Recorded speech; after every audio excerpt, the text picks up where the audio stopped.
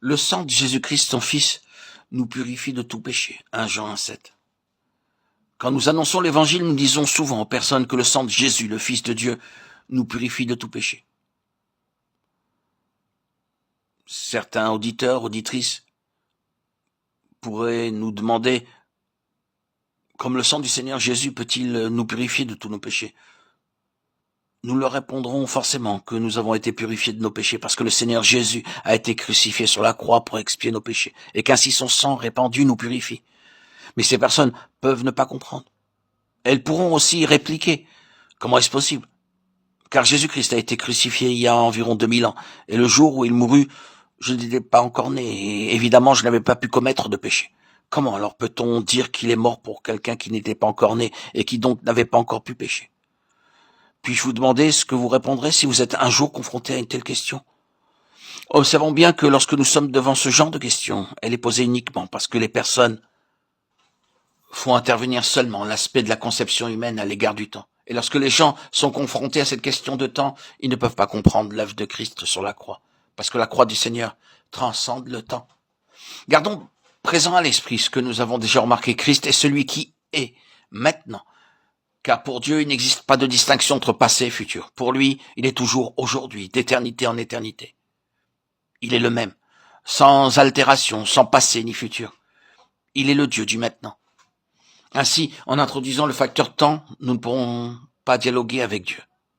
En examinant le texte grec dans le Nouveau Testament, nous voyons que le terme purifié dans 1 Jean 1,7 est employé au présent.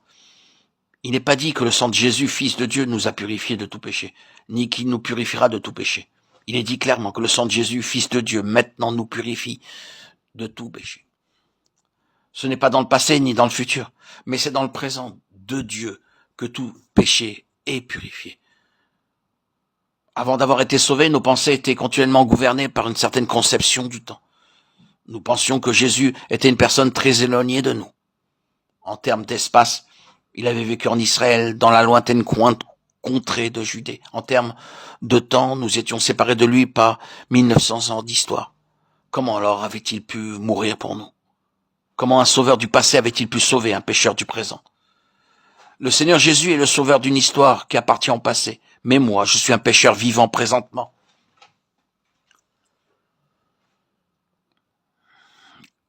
Comment donc une personne du passé a-t-elle pu sauver quelqu'un comme moi, vivant dans le présent? Nous pouvons être dans l'embarras sans pouvoir résoudre un tel problème. Jusqu'au jour où nous pouvons le dire à Dieu. Je ne sais rien sauf que je suis un pécheur. Je sais que j'ai besoin d'être sauvé. Et c'est maintenant pour moi le temps d'être sauvé. En cet instant précis, Dieu nous ouvre les yeux et nous permet de voir que Jésus de Nazareth est mort pour nous à la croix. C'était comme si Jésus tendait ses mains vers nous en disant « Toi, viens seulement vers moi. Si tu ne me rejettes pas, tout ira bien. » Alors avec des larmes inondant notre face, nous pouvons accueillir, recevoir Jésus comme notre sauveur.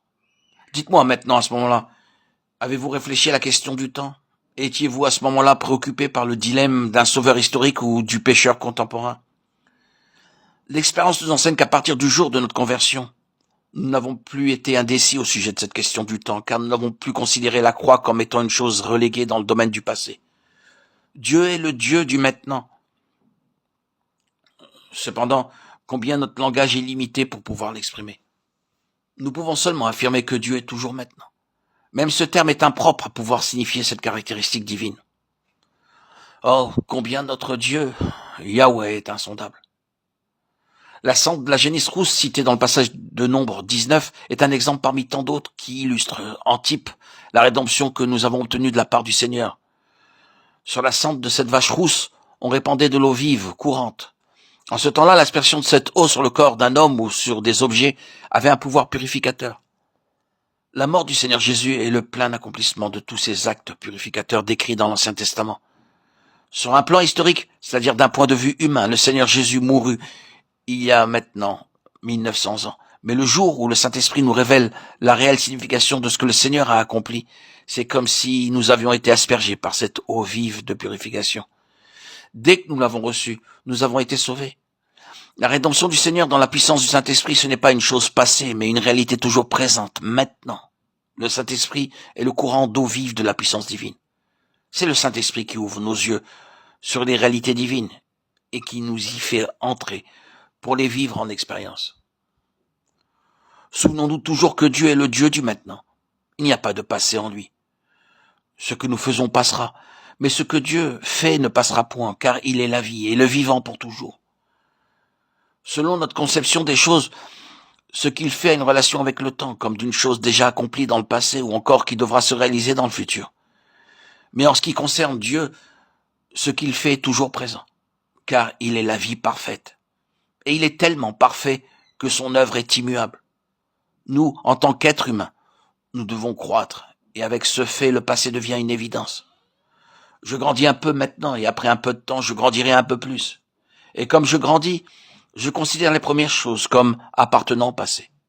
D'une part, il y a croissance, mais d'autre part, il se crée un passé historique. Mais d'éternité en éternité, Dieu est le même.